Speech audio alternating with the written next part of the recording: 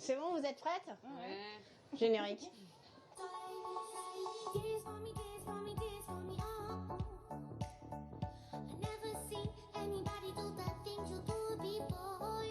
Et bonjour à tous, bienvenue dans votre émission matinale qui fait du bien. Vous êtes formidables.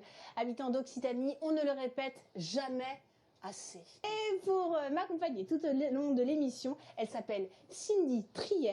Elle est fondatrice de Tremplin de carrière et auteure de son 3e roman qu'elle vient nous présenter aujourd'hui. Au-delà des nuages, le soleil brille. Je la retrouve.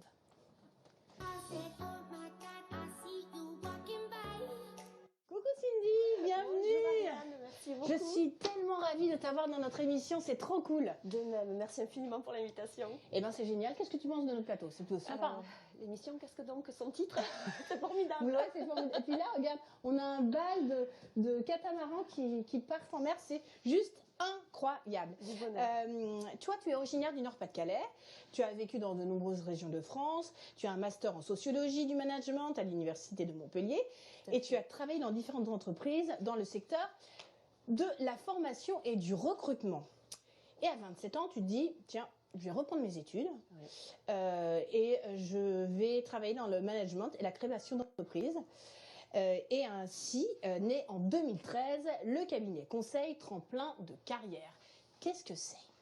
En fait, Tremplin Carrière, c'est vraiment un organisme de formation, un cabinet conseil qui a pour vocation d'accompagner essentiellement les chefs d'entreprise, les responsables d'équipe à pouvoir travailler auprès de leurs salariés de la façon la plus posée et constructive possible, que quand il y a quelque chose à dire, qu'ils sachent comment le faire avec tact et avec pédagogie. Et de la même façon, Tremplin Carrière, c'est encore d'accompagner les particuliers qui se lèvent le matin et qui ont la boule au ventre, de ne pas savoir ce qu'ils font, de plus savoir le sens, de plus le trouver dans leur quotidien et de pouvoir de fait les orienter sur une carrière qui serait susceptible de leur correspondre au mieux. Donc tu as quand même la casquette de coach également.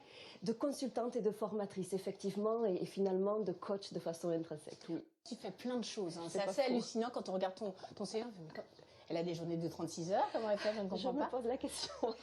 J'ai même vu, et alors tu m'as appris, tu as une casquette un petit peu différente, tu présentes les cérémonies Midi-Pyrénées Miss France. Comment tu t'es retrouvée à faire ça, à faire la présentation ? Eh bien, écoute, Ariane, en fait, c'est un enchevêtrement de situations, de pièces de puzzle qui se sont associées les unes aux autres. L'on m'a proposé un jour de devenir chroniqueuse radio en présentant l'un de mes tout premiers ouvrages. Et j'ai créé une chronique sur la prise de parole en public.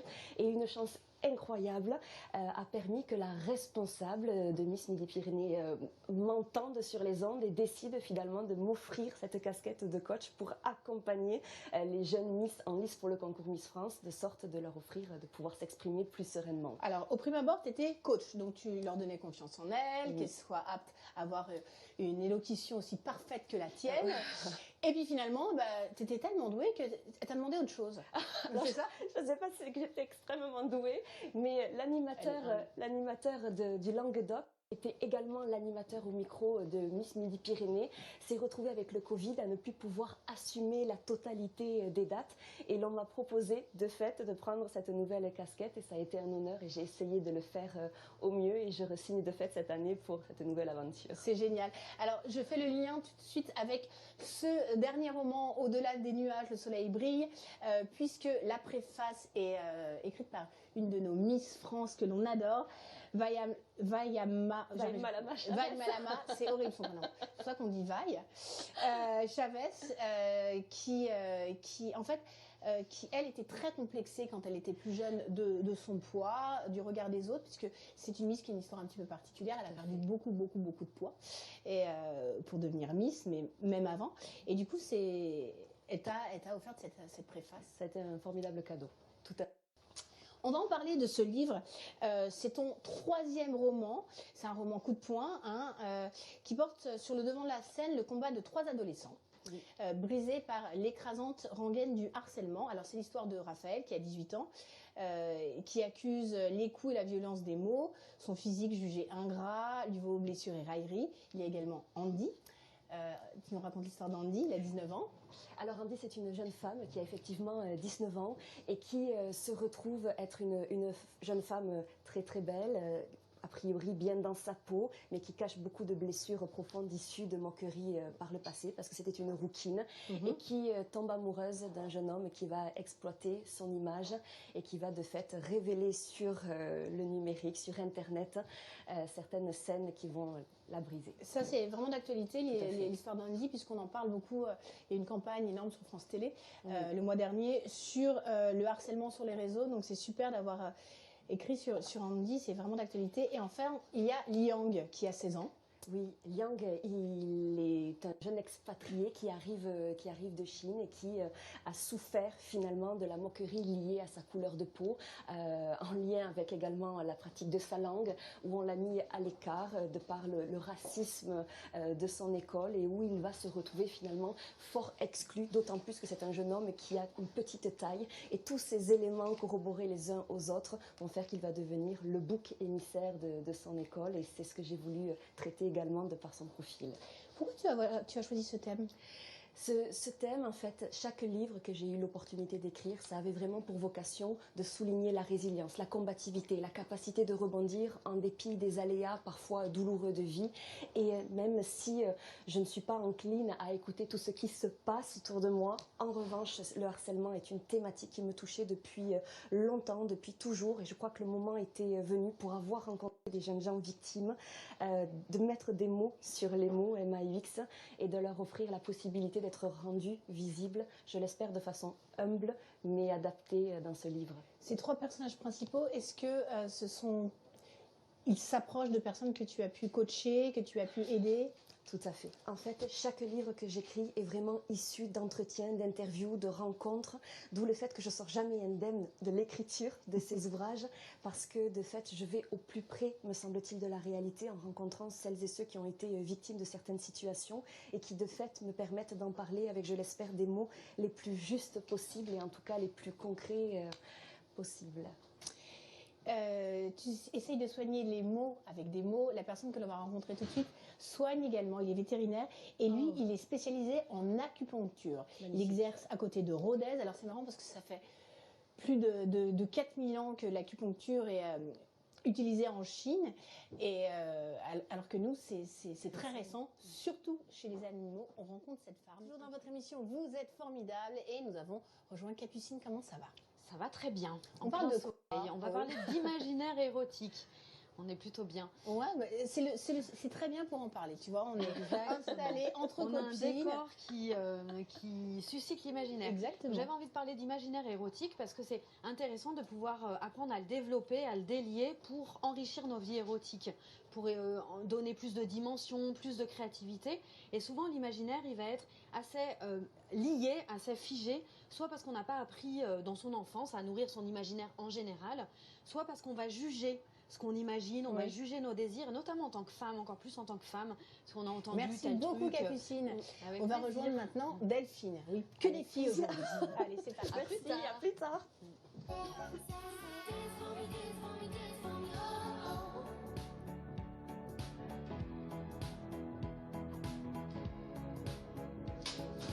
Et coucou Delphine, comment ça va ? Bien. Et vous ? Nous, on est au top, tout va bien. C'est ce qu'on disait, une émission entre filles, vraiment, cocooning, c'est parfait. Et on va découvrir aujourd'hui une culture très particulière, juste à côté de Bayargues. Oui, c'est ça, Bayargues, on y cultive des vignes et vergers. Mais il y a aussi une culture beaucoup plus étonnante, et bien c'est celle des micro-algues. Vous qui coachez justement les Miss France en Midi-Pyrénées, est-ce qu'elles sont attentives à leur bien-être, aux soins de la peau ? Elles ont tout un accompagnement. Et effectivement, dans cet accompagnement, il y a nombre de conseils qui sont donnés, présentés, proposés pour qu'elles puissent prendre soin d'elles, soin de leur peau. Parce qu'elles sont toutes jeunes, hein. C'est un âge où on n'est pas un peu candide, tout ça, c'est loin, on prend le soleil, etc. Mais pas les Miss.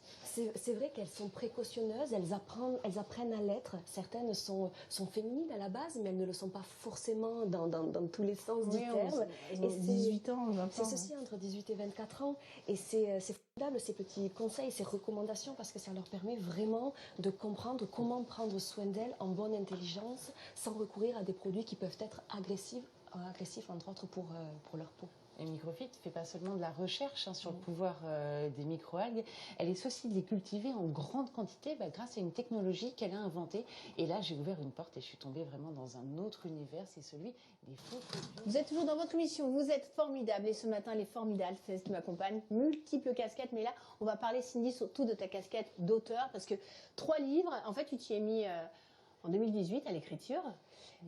Et fort du succès de tes ouvrages, eh ben voilà, tu étais très productive. Donc le premier, c'était celui-ci, et j'ai donné son nom à une étoile, Tout perdre et se reconstruire. Est-ce que tu peux nous parler de ce livre ? Bien, c'est un livre qui retrace l'histoire d'un jeune homme qui est fort amoureux, qui se marie, qui rencontre, après avoir vécu une enfance difficile, le grand amour de sa vie, avec qui il a un enfant, un petit garçon, à qui il va arriver un accident tragique, et c'est quelque chose qui va le plonger dans un tel désarroi qu'il va perdre pied et sombrer dans un tel mal-être qu'il va chercher à attenter à ses jours, et heureusement il s'en sort, et lorsqu'il se réveille, il rencontre un monsieur dans sa chambre d'hôpital qui va lui conter sa propre histoire, son propre parcours, la guerre du Rwanda, comment il est arrivé en France, et cette rencontre va sceller une formidable histoire d'amitié qui va lui offrir de reprendre goût à la vie, de se reconstruire et d'essayer d'aller de l'avant pour tendre la main à d'autres jeunes gens qui sont les jeunes gens de ce 3e roman. Alors, les trois sont liés, c'est génial. Alors, les 2 sont liés, le premier et le 3e. C'était une façon de voir l'évolution des parcours du premier livre et de voir comment ils ont évolué. Et celui-ci a potentiellement une suite en cours d'écriture. D'accord, c'est génial. En fait, vraiment, ton but, c'est d'aider les gens, etc., à travers ces ouvrages. Alors, tu as une préface de Philippe Croison qu'on connaît bien, sportif de haut niveau, qui a malheureusement pas de jambes, pas de bras, mais qui a d'ailleurs écrit un livre absolument incroyable, lui. Également, c'est génial d'avoir cette...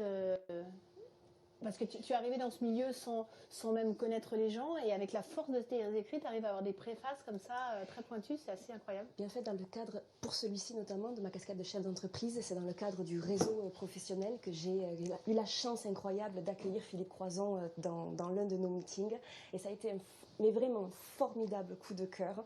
Il m'a émue, j'avais les larmes aux yeux, j'avais l'envie de rire, de sourire, de le serrer dans mes bras, et nous avons gardé contact, et lorsque j'ai écrit ce livre-là, c'était le besoin absolu de le solliciter, et il a répondu présent.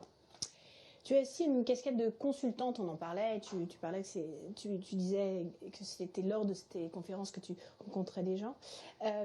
Tu aides à fédérer, à conditionner les gens, tu travailles sur le cerveau beaucoup. Beaucoup. C'est vraiment pour moi une clé d'entrée extraordinaire, c'est d'apprendre à comprendre les mécanismes, les rouages du cerveau pour nous offrir de percevoir le verre à moitié plein quand il est à moitié vide. C'est une très belle façon de se dire que lorsque l'on est confronté à une difficulté, on peut potentiellement, certes, en souffrir, c'est une évidence, mais de se dire quel temps je m'octroie pour en souffrir avant de trouver une alternative pour pouvoir rebondir et y faire face. Et ce n'est qu'en apprenant à composer avec son cerveau que finalement on peut impulser une dynamique qui soit plus constructive, plus porteuse et qui nous tire vers le haut plutôt que de nous tirer vulgairement une balle dans le pied, ce qui peut être encore plus douloureux et participer d'une dépression ou de quelque chose qui nous tire vers le bas. Tu t'attendais à un tel accueil sur tes ouvrages ? Absolument pas. Je dois ces livres à ma maman, qui a toujours cru en ma plume. Ça reste une maman, donc une maman, c'est pas toujours subjectif, et c'est pas toujours très objectif. Oui.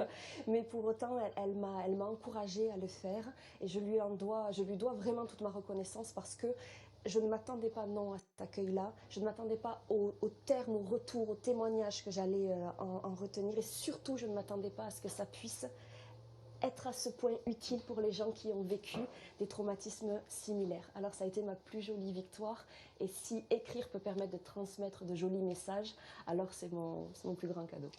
On ne peut pas classer tes livres dans du développement personnel, parce que c'est pas vraiment ça, ce sont des romans, mais ce sont des histoires qui ont cette particularité d'aider. Oui. J'ai cru comprendre que tu étais donc sur l'écriture d'un 4e livre, alors que celui-ci il vient tout juste de sortir. Oui, je suis un peu active. C'est parce que tu es poussée par ta maison des éditions, parce que ça fonctionne, ou c'est parce que tu as trop d'idées en tête ? Du tout. Ce sont des livres qui sont pris en charge par mon entreprise, c'est-à-dire que de A à Z, je porte le projet, donc je n'ai aucune pression de qui que ce soit. C'est simplement un refuge, un exutoire, un jardin, je ne sais pas. Quand j'écris, c'est les rares moments où je me sens à ce point sereine. Et quand je vis l'histoire de mes personnages, je me plonge dans une bulle. Et dès lors que j'ai l'envie d'écrire, qu'il soit 3 heures du matin ou 4 heures du matin, il me faut me plonger dedans. Tu disais donc que le deuxième ouvrage, qui s'appelle Demain je déploierai mes ailes, aura peut-être un lien avec le quatrième. Quel est le personnage qu'on risque de retrouver? Alors, Romane et Lilou, Romane qui a été enlevée et qui a vécu quelque chose de particulièrement douloureux. Et ce livre raconte sa reconstruction au travers de témoignages de femmes qui ont elles-mêmes vécu des histoires délicates. Et c'est de pouvoir percevoir son évolution, tout ce qu'elle aura mis et tout ce qu'elle se sera promis de mettre en œuvre dans celui-ci pour la voir cheminer et accompagner de nouvelles personnes vers le haut. Génial, on a hâte. Allez, on a hâte aussi de la retrouver, Laetitia, parce qu'avec elle, on va pouvoir astiquer. C'est le grand ménage de printemps. C'est parti.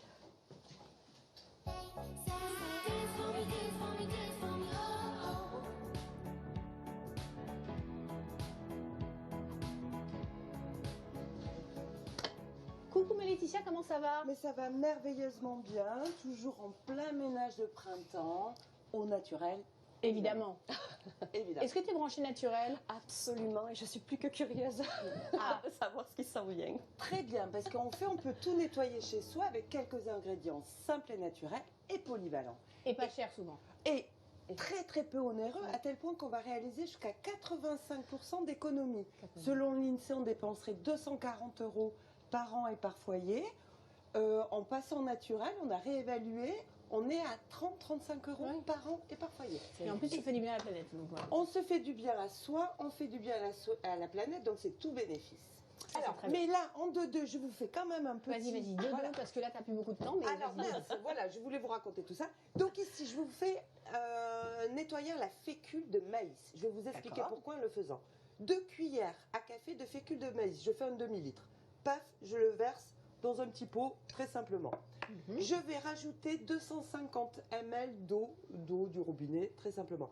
Je mets d'abord l'eau parce que sinon ça fait des grumeaux et que c'est pas grave, mais c'est moche. Avec ça peut boucher. Je l'adore. Donc voilà, je touillote. Ensuite, je me mets un tout petit peu de vinaigre et c'est fini. Ne vous inquiétez pas.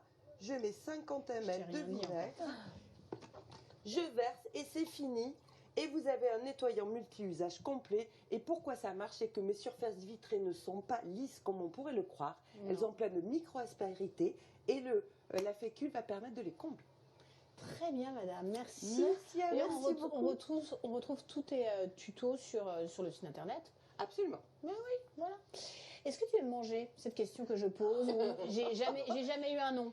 Tu n'auras pas meilleur public. Bon, très bien. Eh bien, on part du côté de Toulouse. Retrouver notre chef cuisinier, Fabrice Mignot, qui nous a préparé des oignons rouges farcis aux légumes. Salut à tous, on se retrouve, nouvelle recette, une recette parfaite pour l'hiver. Oignons rouges farcis aux champignons, crème d'ail. La liste, Cindy, c'est déjà la fin de l'émission. C'était une émission bien chargée, à l'image de ta carrière, en fait. C'est vraiment très productive, tu fais plein de choses, mais il y a un but unique, c'est aider autrui. Alors déjà, merci pour ça. On rappelle quand même où on peut trouver. Déjà, il y a Tremplin Carrière. Oui. Donc, il y a un super site internet. Si vous voulez être coaché, si vous êtes une entreprise et que vous voulez avoir un event animé par Cindy, c'est possible. Il y a également, on peut te retrouver également à la radio. Tout à fait. C'est pour ça cette voix suave. Je ne sais pas si elle est suave. Ah si, tu as une voix. C'est pour ça que tu animes aussi l'émission, parce que tu as un grain de voix très agréable. Merci. Donc, on peut te retrouver tes chroniqueuses radio. Oui. Quelle est ta spécialité? C'est de pouvoir justement faire des mini-séquences de 2 à 3 minutes sur des thématiques telles que le management, la reconversion, l'emploi et bien sûr le développement personnel. Et de fait, j'interagis entre ces différents sujets. Et aujourd'hui, tu es venu présenter ton dernier ouvrage qui s'appelle Au-delà des nuages, le soleil brille, quand les mots soignent les mots, M-A-U-X. Alors, c'est le dernier, mais en fait, les autres sont pas très vieux non plus, hein, puisqu'elle a écrit, elle a commencé en 2018, 2019. Je présume que la crise sanitaire a un petit peu arrêté la production. Et donc, ce dernier ouvrage sont des thématiques toutes différentes. On est donc sur le harcèlement. Oui. Ici, sur les abus faits aux femmes. Et enfin, ici, sur la perte d'un enfant. Voilà, alors on a une petite coutume dans l'émission. Oui. On termine toujours l'émission sur une note gaie, pour en savoir plus sur l'invité. Un petit quiz qui s'appelle Formidable, Formidable, en référence au nom de l'émission et à Stromae. Est-ce que tu veux bien te prêter au jeu? De ce pas, Tu dois dire la vérité par rien contre. que la vérité. Alors c'est parti.